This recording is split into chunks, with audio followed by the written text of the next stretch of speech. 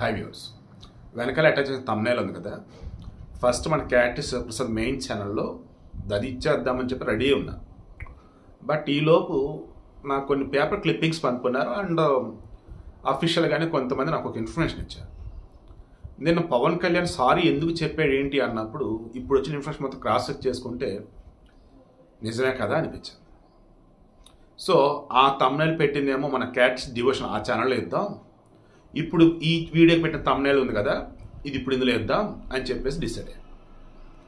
Seriously అండి, ఒక incident జరిగినప్పుడు నేను ఫస్ట్ ఇచ్చే వీడియో ఏం చేస్తానంటే ఇమ్మీడియట్గా అక్కడ ఉన్న అలర్ట్ చేయడం కావచ్చు అండ్ ఇక మీద అటువంటి తప్పిదం జరగకుండా ఉండే విధంగా వీడియో ఇస్తాను నేను.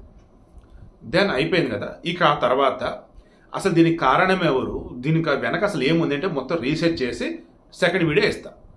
నేను చాలామంది తెలిసిందే కదా ఉంటారు కదా కొంతమంది జగన్ అభిమానులు, మీరు ఇప్పుడున్న గవర్నమెంట్ ఏమంటలేదు, జగన్ క్రిస్టియన్ కాబట్టి జగన్ ఏదోటి అనేవాళ్ళు రకరకాల టైం కూడా ఇవ్వద్దు, ఇంక మనకి కామెంట్ పెట్టేసుకోండి.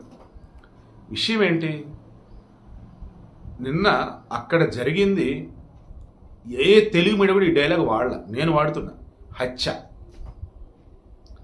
ఏ జర్నలిస్ట్ కూడా ఈ డైలాగ్ నేను అడుగుతున్నా, అక్కడ చంపేశారు. దీనికి కావాల్సిన గట్స్ కాదండి, కన్సెన్స్. మన మనస్సాక్షి ఉందే అది ఓకే అంటే సార్ ఓకే అంది.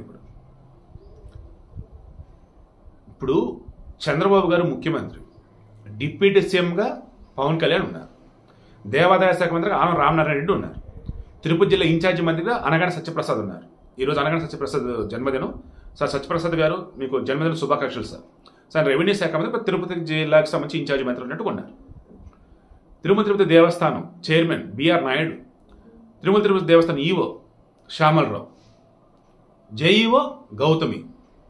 ఇది సరిపోతుంది కదా మనకి టాపిక్ మాట్లాడడానికి. డిఎస్పి నేను మాట్లాడుకున్నాను రమణ్ రావు సమ్మాయన, ఎస్పి సుబ్బారాయుడు, లైక్ వీళ్ళంతా ఇప్పుడు 1 by 1 అంతా. 9వ తారీఖు ఉదయం వైకుంఠ ద్వార దర్శనానికి ఉత్తర ద్వార దర్శనానికి సంబంధించేసి వైకుంఠ ఏకాదశి సంబంధించేసి టికెట్లు ఇస్తున్నాం అన్నారు. 9వ తారీఖు ఉదయం ఇస్తున్నాం అన్నారు, అంటే ఎర్లీ మార్నింగ్ 5. 8వ తారీఖు ఉదయాన్నే 10 గంటలకల్లా శ్రీనివాసం, విష్ణు నివాసం, భూదేవి కాంప్లెక్స్ ఇలా రకరకాల ప్రాంతాలు ఎక్కడెక్కడైతే ఈ టికెట్లు ఇస్తున్నారో నెమ్మది చేరుకోవడం మొదలెట్టారు. ఎక్కడైతే ఈ తిరుపతిలో ఈ బైరాగ పెట్టిన ప్రాంతం ఉందో Gandhi road area, Rama Naidu school ఆ పక్కన పద్మావతి పార్క్ ఏరియా, అది వాస్తవానికి ఫుల్ క్రౌడ్ ఉండే ఏరియా అంట అండ్ హైవే కూడా నియర్ బై అంట. అటువంటి చోటకి ఏం చేయాలండి, పోలీసులు ముందుగానే చేరుకొని జనాలు వస్తున్నారు భక్తులు వస్తున్నారు అనగానే బారికేడ్లు పెట్టాలి. తిరుమల దేవస్థానం వాళ్ళు సిబ్బంది వచ్చి అధికారులు వచ్చి అక్కడ చెక్ చేసి ఎంతమంది వస్తున్నారు ఏంటి సరైన సౌకర్యాలు ఉండలేవో చూసుకోవాలి. ఆ తర్వాత ఇంకా క్రౌడ్ పెరుగుతుంది అనుకున్నప్పుడు ఈ కౌంటర్లో ఎన్ని టికెట్లు అయితే ఇద్దామనుకుంటున్నామో దాని ముందు వచ్చిన వాళ్ళకి ఆ కౌంటర్లో నిల్చోబెట్టి టికెట్లు ఇచ్చేసి పంపించేద్దాం, దాని క్రౌడ్ ఉండదు అన్నట్టుగా చూసుకోవాలి. ఇది బేసిక్ మేనేజ్మెంట్ అంటే. కానీ thumbnail పెట్టిన దానిలో ఉంది కదా టీటీడీ చైర్మన్ బిఆర్ నాయుడు కానీ టీటీడీఓ శ్యామలరావు కానీ ఇద్దరు కూడా నువ్వెంత అంటే నువ్వెంతని, మీరు అని ఉండాల్సిన చోట నువ్వు నువ్వు నువ్వు అని మాట. ఈ వైకుంఠ ఏకాదశి సంబంధించేసి సౌకర్యాలు ఎటువంటివి కల్పిస్తున్నారు, భక్తులు ఎంతమంది వస్తారు, ఎస్టిమేషన్ ఎంత, ఎన్ని టికెట్ ఇస్తున్నారు ఏంటి అన్నప్పుడు సమీక్ష సమావేశాలు జరుగుతాయి కదా.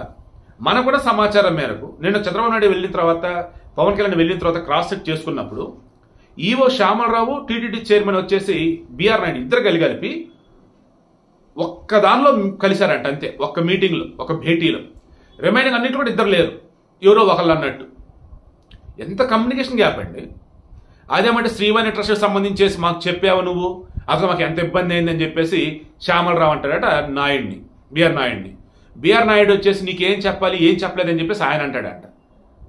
అంటే ఇక్కడ అహం ఇగో శ్యామలరావు ఐఏఎస్ ఆఫీసర్ ఆయన దిగోనా, లేదన్నప్పుడు చైర్మన్ బిఆర్ నాయుడు ఆయన దిగోనా, ఈ లెక్కలు ఖచ్చితంగా తేల్చాలి. నేనైతే చెప్తాను చూడండి, ఇది 2025 జనవరి కదా, నాకు అనిపిస్తుంది దాని ప్రకారం రేపు 2025 జూలై నాటికి అయితే బిఆర్ నాయుడు అన్న చైర్మన్గా తప్పుకుంటారు, లేదా ఈవోగా శ్యామలరావునే తప్పిస్తారు. నాకు అనిపిస్తుంది ఇది అయితే మాత్రం. ఎందుకంటే భయంకరమైన కమ్యూనికేషన్ గ్యాప్ అక్కడ. ఇప్పుడు జనాభా పెరుగుతూ ఉన్నప్పుడు క్రాస్ చెక్ చేసుకోసం పోలీసులు క్రాస్ చెక్ చేయాలా? టీటీడీ సిబ్బంది వచ్చి చూసుకొని దానికి తగ్గ సౌకర్యాలు కల్పించి అది చేయాలా? అసలు డ్యూటీ చేయలేదే బాబు. సింపుల్గా చెప్పాలంటే జనానికి సంబంధించి నేను మొన్న నా మాట కట్టుబడే ఉన్నా. వైకుంఠ ఏకాదశి రోజు వెళ్తేనే దేవుడు మీకు ముక్తిని ప్రసాదిస్తాడా? ఇప్పుడైనా వెళ్ళొచ్చు. బట్ ఎందుకు ఈ రకంగా అనుకున్నారు మీరు? ఇప్పుడైనా మారండి అని చెప్పాను. తర్వాత ఓ పర్సన్కి బాగోక ఆమెను గేట్ నుంచి బయటకు తీసుకెళ్తుంటే మధ్యలో వాళ్ళు ముందున్న వాళ్ళు దారి ఇచ్చారు. వాళ్ళకి తెలుసు కౌంటర్లోకి క్యూ లైన్లోకి దారి గేట్ తీయట్లేదు, ఆ మనిషిని బయటకు తీసుకెళ్తాను బాగోలేని మనిషికి అనుకున్న వాళ్ళు గ్యాప్ ఇచ్చున్నారు కదా వెళ్ళడానికి. మరి వెనకాల ఎలా రా అసలు మీకు అనిపించింది? కౌంటర్లోకి లేదా క్యూ లైన్లోకి వెళ్ళమని చెప్పి డోర్లు తీసారని చెప్పేసి ఎలా నెట్టారు మీరు అసలు? అందుకు నేను నిన్న వీడియోలో తిట్టాను, కోపడ్డాను. అందులో నేను కూడా ఒకటి నేను చెప్తున్నా, నేను ఎప్పుడు సెపరేట్ అని చెప్పుకున్నాయా, నేను జనంలో భాగమే. సో ఇప్పుడు విషయం ఏంటి? అది ఆల్రెడీ అనుకున్నాను. ఇప్పుడు ఆ పర్సన్ని తీసుకెళ్లేటప్పుడు వెనకాల ఇట్లా అనుకుంటారని చెప్పేసి బేసిక్ ఎవరికైనా బుర్ర ఉండాలి కదా. అక్కడ ఉన్న పోలీసులకైనా టీటీడీ సిబ్బందికైనా బుర్ర లేదు. తర్వాత పోనీ ఆ తీసుకురావడానికి ముందు అనౌన్స్ చేశారా? క్యూ లైన్లోకి అలౌ చేయటం లేదు, ఇప్పుడు ఒక మనిషికి వచ్చేసి ఒంట్లో బాగలేదు, ఆమెను బయటికి తీసుకెళ్తున్నాము, ఇంకొంచెంసేపు వెయిట్ చేయండి అని చెప్పాలి. అది చెప్పాల. ఏకఏకి ఇక ఆమె తీసుకొని వచ్చారు, గేటు తీగని పోలోమని వచ్చేసారు. తొక్కిసలాట జరిగింది. పోలీసులు అక్కడ ఉన్న సిబ్బంది ఎలాకలా తొక్కిస జరిగినప్పుడు పాపం వాళ్ళని పక్కకు తీశారు, కాపాడారు. దెన్ గాయాల పాలైన వాళ్ళు, చావుబోతుల మధ్య ఉన్న వాళ్ళు కాపాడాలి కదా. పక్కన అంబులెన్స్లు ఉన్నాయి, అంబులెన్స్ దాకా వెళ్ళారు. దీని అమ్మ జీవితం అనకూడదు కానీ డ్రైవర్లు లేరు. సీరియస్ అండి.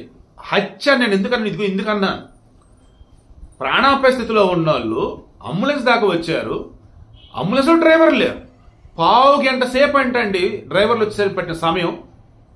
ఆ పావు గంట అంటే ఫ్రాక్షన్ ఆఫ్ సెకండ్ కూడా చాలండి ఒక మనిషిని బతికించుకోవాలన్నా చంపుకోవాలన్నా. అదే పావు గంట అంబులెన్స్ కనుక సేమ్ డ్రైవర్ అందులోనే ఉన్నాడు అనుకుందాం, అంబులెన్స్లోనే. దెన్ పేషెంట్ వచ్చి అక్కడ టక్కని ఇమీడియట్ వెళ్ళిపోయింది అనుకుందాం, 6 బతికేవాళ్ళండి. ఒకవేళ విధి రాత అనుకుంటే పాపం ఎవరో ఒకళ్ళిద్దరు చనిపోయేవాళ్ళు పాపం.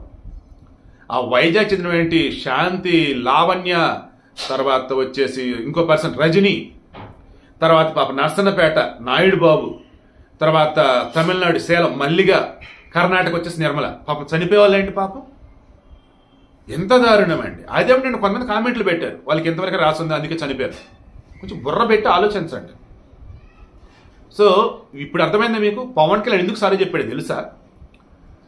ఈఓ, జేఈఓ, చైర్మన్, ఇక్కడ వీళ్ళందరి మధ్య కూడా కమ్యూనికేషన్ గ్యాప్ ఉంది. ఎవరికి వాళ్ళకి ఈగో ఉంది. అందుకే మీ వల్ల ప్రభుత్వం పరుగు పోయిందిరా నాయన. ముఖ్యమంత్రి చంద్రబాబు నాయుడు ఎంత కష్టపడుతున్నాడు, ఎన్ని కోట్లు పెట్టుబడులు చేస్తున్నాడు రాష్ట్రానికి. ఎంత చేస్తుంటే గ్రౌండ్ లెవెల్లో ఉన్న మీరేమో మీ ఈగోలకు పోయి మీ కమ్యూనికేషన్ గ్యాప్ వల్ల అన్యాయంగా భక్తులను చంపేశారు రా బాబు, అమాయకులైన భక్తుల్ని. ఛ అని చెప్పేసి పాపం అప్పుడు ఆయన ప్రజలకు క్షమాపణ చెప్పాడు, సారీ చెప్పాడు. చంద్రబాబు గారు ఇమీడియట్గా ఏం చేశారు? జరిగిన తప్పిదం ఎవరు వాళ్ళంటే అర్థమైపోయింది ఆయనకి. దెన్ అక్కడ ఆ రోజు డిఎస్పీ ఎవరైతే ఉన్నారో సస్పెండ్ చేశారు. అక్కడ గోశాలకు సంబంధించి ఎవరైతే ఉన్నారో హరిశ్చంద్ర రెడ్డి సమ్ పర్సన్, అతను వచ్చేసి అక్కడ ఆ రోజు ఇన్ఛార్జిగా మొత్తం చూసుకోవాలంట, అతను సస్పెండ్ చేశారు. ఇక ఎస్పీ సుబ్బారాయుడిని and security officer, chief security officer ఆయన్ని, next JEO joint endowment officer Gautam, వీళ్ళ ముగ్గురునేమో జనరల్ అడ్మినిస్ట్రేషన్ డిపార్ట్మెంట్ అంటే జిఐడి అంటారు, సాధారణ పరిపాలన శాఖ, దానికి అటాచ్ చేశారు. అంటే ట్రాన్స్ఫర్ చేశారు అన్నట్టుగా ముందు ఇక్కడి నుంచి మీరు వద్దురాబాబు అని చెప్పి తీసేశారు. ఇప్పుడు చెప్పండి, నేను కరెక్ట్గానే మాట్లాడానా? ఇన్సిడెంట్ జరగగానే అన్ని తీసుకొచ్చి ముందు పెట్టలేనండి నేను ఒక జర్నలిస్ట్గా. ముందు జరగగానే ప్రజలలో ఒక అవేర్నెస్ రావడానికి అండ్ ఇక్కడ మీద ఘటనలు జరగకుండా ఉండటానికి మనం ఏం చేయొచ్చు అనేది ఒక కామన్ మ్యాన్గా నేను చెప్తా. ఒక హిందువుగా, ఒక సనాతన ధర్మం తెలిసిన వాడిగా నిన్న మొత్తం ఎక్స్ప్లెయిన్ చేస్తుంది అదే. ఇప్పుడు ఒక జర్నలిస్ట్గా, ఒక రెస్పాన్సిబుల్ పర్సన్గా గవర్నమెంట్ తప్పిదం ఉందా లేదా, అధికారుల తప్పిదం ఉందా లేదా అని మొత్తం చెక్ చేసేస్తున్నా. ఎస్, నేను ఒప్పుకుంటున్నా, గవర్నమెంట్ ఫెయిల్యూర్, సిస్టమ్ ఫెయిల్యూర్, అధికారుల వైఫల్యం, నెగ్లిజెన్స్, నిర్లక్ష్యం. అందుకే జరిగిన తొక్కిసలాట అయినా ఆ తర్వాత అంబులెన్స్ డ్రైవర్ లేకపోవటం కావచ్చు, తొక్కిసలాట జరగకుండా పెద్ద గేటు కాకుండా అక్కడ ఆ ఆధారంలో ఆ ప్లేస్లో ఇంకో చిన్న గేటు ఉంది. ఆ చిన్న గేటు దగ్గరికి వెళ్ళి క్యూ లైన్లోకి కాదు, ఈ మనిషి బాగాలేదు, మేము బయటకు తీసుకెళ్తామని చెప్పేసి తెచ్చినా ఇన్సిడెంట్ జరగకపోదును. అసలు బుర్ర బుద్ధి జ్ఞానం ఉన్నటువంటి ఎవరైనా సరే, ఇంతమంది జనం ఉన్నారు, ఉదయం నుంచి వేసి ఉన్నారు, గేటు తీసేట్టు తోసుకొని బయటకు వచ్చేస్తారా టికెట్ల కోసం అని చెప్పేసి ఆలోచించేవారు. ఆలోచించలే. ఏం అధికారులు, ఏం చదువులు, ఏం ఉద్యోగాలు, పైన ఉన్న పాలకులు ఎవరైతే ఉన్నారో వీళ్ళు చేసిన తప్పిదానికి వాళ్ళు బాధ్యత వహించాల్సి వస్తుంది. చివరికి నేను అందుకే క్షమాపణ కూడా చెప్పారు పవన్ కళ్యాణ్ కూడా. అండ్ చంద్రబాబు వచ్చేసి జ్యుడిషియల్ కమిటీ కూడా వేశారు.